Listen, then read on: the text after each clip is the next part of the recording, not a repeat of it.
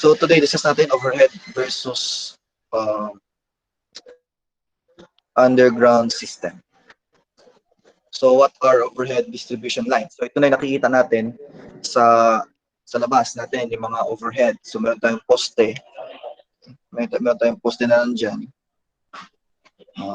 Okay, ito, poste natin yan. So medyo malabo lang. So meron ka ditong primary, okay, yung sa taas. And then meron ka secondaries, ito nasa baba. Itong sa pinakababa, ito sa telecom na to, you have your, for the cable, mga cable, tsaka telephone. Tapos mga internet natin, dyan din. Okay. Nakalagay din sa utility pole. And then, we have yung service. Itong service na to, papunta na sa consumer, sa customer natin. And then, syempre, from your primary, di ba, meron tayong distribution transformer to step down the voltage to your secondary. Diba?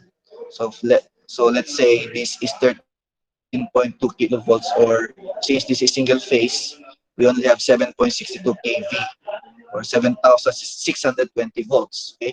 So i-step down ng distribution transformer to 240 volts. Okay? So makita nyo ito sa figure, this is a single phase 3-wire system. And then meron tayong protection, which is your fuse cutout. Okay. So ginagamit ng fuse cutout for the, pwede siyang gawin, this is for protection of your system. Okay. So pwede mo itong patayin, yung fuse cutout. So wala nang power to your distribution transformer and to your secondaries. Okay. So ito medyo mas malinaw-linaw, nasa right side ninyo. So we have, kung mapansin nyo, lahat ng ating overhead lines, okay? May makikita kayo diyang insulator. So kailangan ng insulator na yan kasi para hindi magdalo yung kuryente sa wood. So in this case, this is a wooden pole. So iba pang materials na ginagamit natin for your poles, okay? This is wooden or wood pole. Meron din tayo mga steel na pole, and meron din tayong mga concrete poles. Okay? So ginagamit ang insulator for insulation. Kasi ito, as you can remember, ang conductor natin is bare conductor yan. Okay? So usually, so this is a 25 kilovolt medium voltage conductor. Okay? And then meron tayong fuse ulit, fuse cutout. So going to your transformer. So meron tayong mga lightning arresters for your protection din ng ating transformer in case na magkaroon tayo ng lightning. Diba? Importante yan. And then we have your step-down transformer again. So this is now your secondary. So this is the 120 by 240 volt low voltage. So ito na yung secondary. Okay? So yan yung overhead distribution lines. Yun yung overhead. Diba? Nakikita natin of the ground. While yung underground, yan yung underground, below the ground. Okay? So meron ka ditong underground distribution substation. Okay? So from this, so zoom ko na lang para makita. Yan. Okay? So from that one, okay. Oops. Balik. So ito, di ba? So meron tayo ditong riser, okay? So from your overhead, okay? Pababa, pupunta sa iyong volt.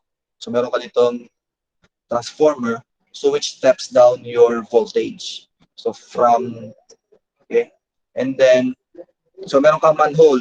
Ayan, may manhole dyan. Ito, yung manhole. So ang tawag sa manhole natin is also splicing chamber or cable bolt. Okay? So these are usually from 2 to 6 inches in diameter. Ito, yung manhole. So pag may manhole na yan, makikita mo yung substation na nandiyan sa ilalim. Okay? And then may conduit lang. Okay?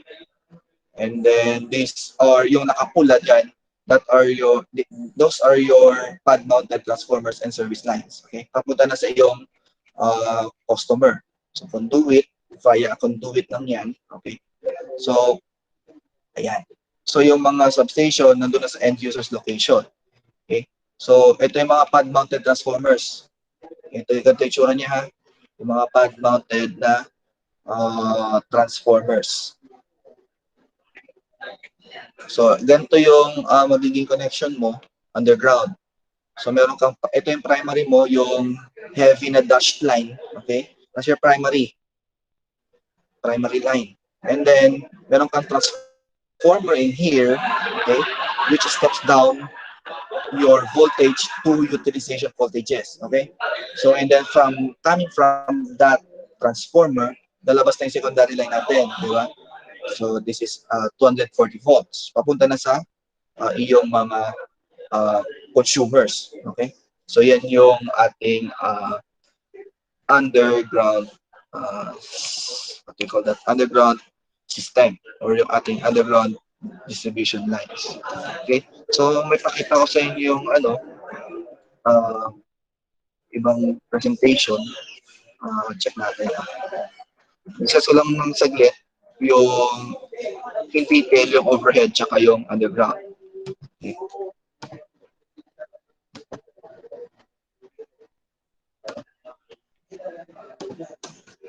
So this was, kung makita nyo dyan sa screen niyo, this was a presentation by Engineer Kapimpin. Introduction to Overhead Primary Distribution System Design. So, pinesent ito last, yung gawa kamali. Ano ba ito? So, this was presented during the 2020 annual General Membership Meeting, I think, noong October. Ito yung design process ng isang overhead line. So, meron kang, first, you determine the design inputs or parameters, and then you select the route, and then select conductor type, and then survey and draw ground line profile, and then select structure and pole top construction types, and then select stringing, tension, and basic span length, and then select pole location, nominate strain point, pole height, and circuit attachment height, and then you draw the circuit profile. When you say circuit profile, yan yung mga poste, tapos yung makita nyo dyan yung sub ng linya, mamaya baka may makita tayo.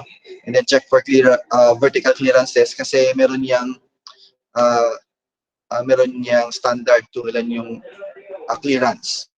And then you check for uplift, check horizontal clearance, kailangan din to for phase to for line to line clearance.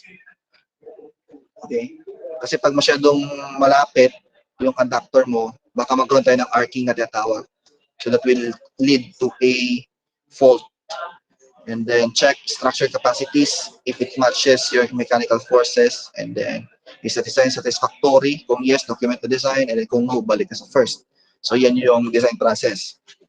So sa design inputs and parameters, consider natin yung requirements ng customer, planning requirements na rin, and then future development. Okay? So ano ba yung mga requirements ng customer? Ano yung load mo na kailangan? So that's needed for the design. And then planning requirements. Okay? Siyempre, future development. Kino-consider natin yung future. Siyempre, i-design mo yung distribution system mo for the, na kaya niya kaya niyang supplyin yung magiging loads in the future. And then, siyempre, may coordination din with statutory agencies and then with other services. And then, siyempre, meron tayong site inspection and siyempre, titingin din tayo sa mga maps. Okay? Sa maps ng inyong area. And then, for the selecting route, okay? So, meron ka ng tawag dyan, alam mo na yung sa first step. So, sa second step, yung route na nung linya. Ano yung magiging route? Saan mo ilalagay yung mga poste? So, ang factors dyan is the cost. And then access to line and poles, properties present and future, and then and then ito pang mga iba nandito. Okay? Committee acceptance, obtaining approvals, and yan, important rin ang requirement for easements, and then ease of excavation for all foundations. And then, syempre, pag alam mo na yung route, you select now the conductor. Okay? So, conductor selection is based on the guidelines ng cable selection and other applicable standards. Okay? So, ang considered natin na factors for selecting conductor, we have voltage, and then consider na natin kung main feeder siya or lateral na siya. And then consider natin yung load, okay, yung kanyang current carrying capacity and the voltage drop. So kaya sa design niyo, you will also calculate for the voltage drops. And then local conditions such as vegetation, okay? So ang ginagawa natin ngayon din sa Palawan, sa Puerto, so pag heavily vegetated yung area, so sabihin na puno siya. Ang kinakabit nila doon, papalit nila ngayon is mga itong mga gantong kable na, yung insulated na. Okay? Kaya medyo lumabas yung blackouts. Kasi napalitan na ng mga insulated yung mga bare conductors natin sa mga heavily vegetated areas. And then line design temperature and the stringing tension. Okay. Ito yung sasabi ko na ground, ito yung profile. Okay, so makita niyo may poste, okay? And then makita mo yung, ayan, ito yung terrain, may terrain na nandito, okay? So, ito na yung line profile. So, may poste and then the conductor itself, okay? And then the ground. So, ano ang dahilan for line profiling? So, you check the clearance from structures, di ba? And then, checking the ground clearance. So, check mo yung ground clearance, okay? Sukatin mo yan. So, and then yung inter-circuit clearances on long circuit spans. And then yung iba pa dyan na check din yung uplift forces of structures and the vegetation clearing requirements. Okay. So, yun lang siya. And then, anong klase naman ng ano to? For the fifth step, select structure and pole top construction type. Okay? So, anong klaseng structure mo? Anong nilagay mong structure? Anong klaseng pole nilagay mo? So, ang consider dyan na factor, voltage, syempre, kasi magkaiba ang construction ng isang 13.2 kV na line, yung pole niyan iba, compared to 34.5 kilovolts. Magkaiba silang construction.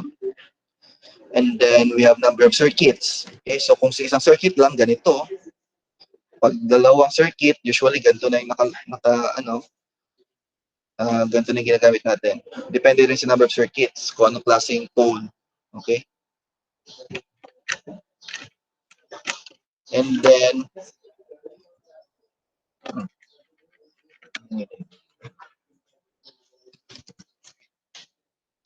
we have the vegetation and other local conditions, magnitude of and other local conditions, magnitude of mechanical loads, and the required that's spanning capacity, capability.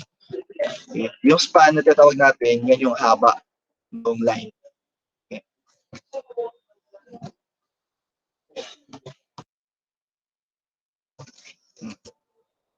And then, ayan. So, yon.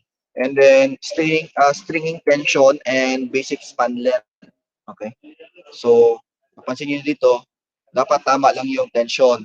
Kasi kung medyo tight yung tension, okay, kung medyo tight yung tension, yung poste mo magsasuffer dyan. Okay? Baka ma-deform yung poste mo, masira yan. Okay? Pangit din naman, ayan, yung ganyan, no? Tension 2 is slack. So, marami kang structures along the line. Okay? So, ito, sakto yung tension mo, oh. So, ayan lang. Okay? So, consider din na yung stringing tension. Tsaka yung length between the poles. That's what you call the span length. That is the distance between the poles. Okay? O, syempre, pole location. So, yung poles natin is sa roadway. Okay? So, in line with alternate lot boundaries in order to service each property without service lines crossing adjacent properties. Okay? So, pag naglagay kayo ng mga pole sa design niyo, okay? So, dapat masaservice niyo yung mga properties na nandito sa inyong map, sa inyong mapa, or sa inyong area na to. So, without your service lines crossing adjacent properties. Okay? So, dapat hindi siya tukawin sa ibang property. Okay? And then, nominate strain points or shackle points. Okay? So, ito yung mga tinatawag nating strain points. Okay? And shackle points or shackle points. Ayan, no? So meron ka ng what we call this, a strain insulator, okay? And then meron ka ng jumper, okay? So yung mga strain points is placed typically every 10th to 15th pole. So ano ang factors influencing this? Ano yung mga factors influencing this? So ang factors include creating manageable sections of line for construction, okay? So kasi pwede ka rin magkabit dito ng ng protection sa ganito. Ikaw magkabit ng fuse dito, so para putol. And then keeping all slugs within the strain section of similar length of cable on drum, kasi naka-drum lang yan yung cable natin. So pag kinabit mo, so ito lang yung hanggang dyan lang yung length usually sa 10 to 15 pole. And then yun nga sasabi ko, providing points for electrical isolation. Okay. So pwede ka mag-isolate ng line para hindi buong line, di ba? So itong part lang na to yung isolate mo pwede. And then accommodating large deviation angles. Okay. So pag medyo malaki yung angle no kasunod na poste, so you use now itong ganito, strain point. And then ito na yung draw circuit profile. So yun na yun. So kung bakit siya importante, yan siya. So these are drawn so that the pole height is correct. And then the circuit are drawn to determine that there are proper distance between the conductor, and that is the high voltage and the low voltage. So when the temperature is hot or cold, okay? Kasi pag mainit yung panahon, okay? Pag mainit yung panahon, mas matindi yung sag ng linya mo, okay? So kailangan ma-check din natin yun pag hot yung conditions, pag mainit. Kasi grabe yung sag ng linya pag mainit. Okay, pag malamig, hindi siya gaano yung sag. Okay? So, and then check for vertical clearances. Ito, importante to. Yung vertical clearances sa mga bahay mo. Yan. Yan. Importante yung mga distances na ganyan. Okay? So, kasi mamaya, baka may conductor kayong ganyan. Tapos, ano na siya, unting distansya na lang sa bubong na nung consumer mo. Delikado yan. So, meron tayong standard for vertical clearances. Okay. Meron din tayo sa PEC ng mga clearances. And then, check for uplift. Ayan. Okay. So, that is the upward force. So, it be exerted on the structure under cold conditions when your mains are tight. Okay. So, check for uplift. And then, check for horizontal clearances. Okay. So, ito kasi yung conductor. Ito yung mga pole. So, meron lang yan. Minsan kasi pag malakas yung hangin, di ba? Papansin nyo yan. Nagakuan din yung conductor. Naga-sway-sway. Diba? So, check mo rin yung horizontal clearances mo. And then, check structure capacity matches mechanical loads. Ayan, o. So, meron tayo mga guy wire. Okay? Ito yung guy wire na tatawag. So, meron ka anchor dyan. So, siya mag-support sa poste. Lalo kapag, siya, angle. Okay? Siya. So, ayan. Kasi ang ang conductor mo, meron din mga mechanical load yan. Okay.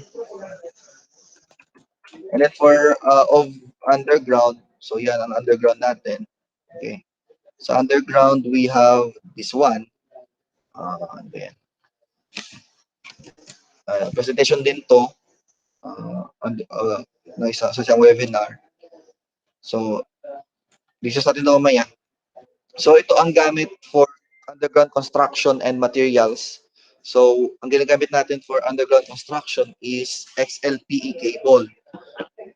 XLPE cable is cross-link polyethylene cable. Okay. Yun siya. Cross-link polyethylene. Okay. So, meron tayo iba't ibang klaseng cable na nandyan. So, meron general purpose, meron waterproof, meron tayong fire resistant, tsaka ito, with retardant. Okay. So, ano yung mga ducts na ginagamit? So, meron tayong PVC pipes, schedule 40, and then HDPE solid wall pipes, ito. And then meron tayong HDPE circular corrugated pipes, and meron tayong spiral corrugated pipes. Okay. So meron tayong mga manhole frame or covers. So this is a manhole frame with cover. And then this is the watertight inner cover, okay, for the manhole. And then we also have other fittings na ginagamit for underground. We have end bell with water stopper, spacer, coupler, and the end cap and belt plug. End belt plug. Okay, so ito yung mga gamit natin for underground construction. So paano yung kinoconstruct? So direct buried power cable without ducts. Okay, so kung walang ducts, ganito lang yung itsura niyan on your right. Okay? Conductor lang siya mismo. So meron kang armored cable. So makita sa cross section na to, armored cable, and then you have your earth backfill. Okay? So wala siyang ducts. So ang gamit natin for this system is armored na XLPE cable. Okay? So ang problema nitong ganitong construction is difficult for operation and maintenance. Okay, OMM, operation and maintenance. And meron ka din for expansion ng power supply. And then meron din tayong PVC pipes with concrete encasement. So we have your earth backfill in here, and then meron kang PVC schedule 40 na nandito, and then nakalagay yung mga PVC conduit mo na schedule 40 on your concrete encasement. Ito yung concrete, i-zoom ko ng konti. Ayan. So ito yung concrete encasement mo, okay? Tapos nandiyan na rin yung PVC 40 na schedule 40 na that's your conduit. And then sa loob na nun ng conduit, nakalagay yung mga power cable. So this is another construction ng underground. So ano ang nito ng gantong ito, kung makita nyo sa right, ganyan yung itsura. Okay? So you have this one. Okay? So may concrete encasement. So ilalatag mo muna yung PVC pipes mo, and then dalagyan na natin ng concrete. So para maano siya diyan. Hindi na siya. Okay. So this prevents water seepage into the PVC pipes jointing. Okay. And then yung cooling system ng XLPE is inefficient, and the construction cost is high and limited workability. And syempre, the construction period of this is long. Kasi nga, magbuhos ka pa ng concrete. Diba? And nilatag mo yung wires mo. And papatuyin mo pa yan. Meron din tayong tunnel system for underground. So pag tunnel lang siya. Ito, as you can see on this right, on the right. Yan, naka-tunnel. So tapos nakalagay yung mga conductor dyan. Okay? Nakasecure lang ng mga ganyan mo. Okay? So this is, ito na sa left is the power. And then meron tayong auxiliary. So auxiliary, pwede dyan yung mga cable natin, sa TV, internet, telephone, auxiliary. Power ito. Okay. So this is another type of construction ng underground. So naka-tunnel. So ang isang advantage nito, okay? So ang isang problema din nito, expensive yung ganito, and mas mahaba pa yung construction period kasi gagawa kang tunnel. Okay? And then all dry utilities are installed inside the concrete tunnel. So lahat ng utilities pwede dyan. And then pwede ito for a very urbanized area. And then kailangan lang nito ng fire protection system. Okay? And then last, ito. Meron tayong HDPE spiral conduit with sun encasement. Okay? So earth backfill, tapos imbis na concrete tulad nung sa number 2, dito is power cable. Power cable. Sand imbis na concrete, no? Okay. So yun ang pinagkaiba niya. So ang ano natin dito, so magiging efficient yung cooling system for your XLPE, and then wala ring water seepage due to no jointing manhole to manhole connection. And then mas mababa yung construction cost, and mas shorter yung construction period. And then makaka-reduce ito ng traffic problems during construction. And you can reduce cable pulling force by 50%. Okay. So ito yung mga sa Flexcon, mga projects ni Flexcon to na nandito.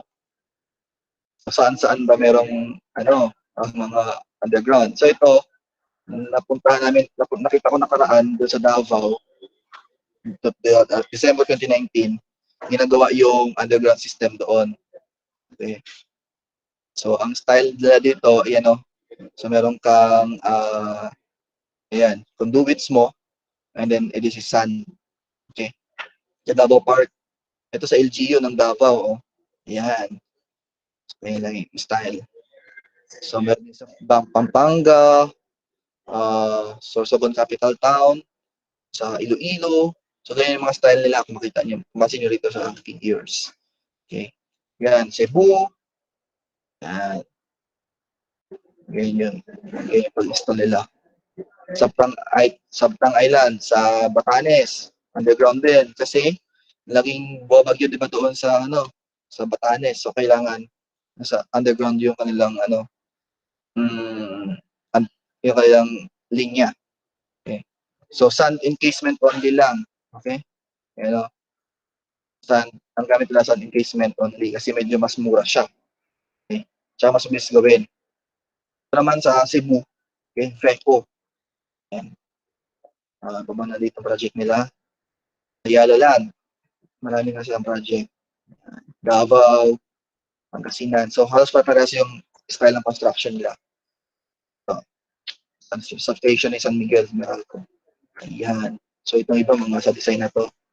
Ayan. So, upload ko lang din to para makita nyo.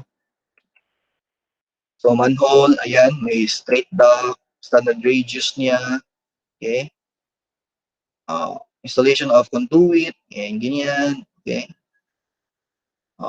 Yan, may testing. Okay. May mandrel testing. Yan siya. Structure ng XLPE cable. So, ang XLPE cable, ito lang sabi ko, is cross-link polyethylene. Okay? So, ito yan yung puti. Conductor mo yan, oh. And then you have the semiconducting compound, yung itim. And then you have the semiconducting tapes, copper wires, again, and your outer jacket, or that's maybe PVC or PE. Okay? So, yan yung structure. Okay? Itong pang-pull ng cable. Yan. Mga pang-pull ng cables yan. Okay? Yan, kita nyo dyan. May pulling force gauge, service box, pulling cable for MH. Okay? Ito, may XLPE stripper. Okay. Pang-balat ng XLPE. Yan. Semicon remover. Ano din, 0.01 mm to 5 mm. Okay. Ito dito. Connectors. Ito. Saan ito? Ayan. Okay, so yan yung sa overhead and underground.